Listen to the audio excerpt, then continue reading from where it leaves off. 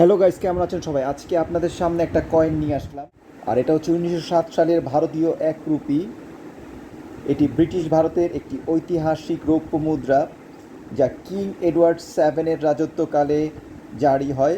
যার রাজত্বকাল ছিল 1901 থেকে 1910 সাল পর্যন্ত। এই মুদ্রার সময় শাসক ছিলেন কিং এডওয়ার্ড 7 এবং দেশ হিসাবে ছিল ব্রিটিশ ইন্ডিয়া। এর মূল্যমান 1 রুপি 1907 সালে মুদ্রিত হয়। এতে ব্যবহার করা হয়েছে রৌপ্য এবং ওজন ছিল 11.66 গ্রাম। এর ব্যাস ছিল প্রায় 30.5 মিলিমিটার। আকার গোলাকার। এর প্রান্ত ছিল দান্তালো।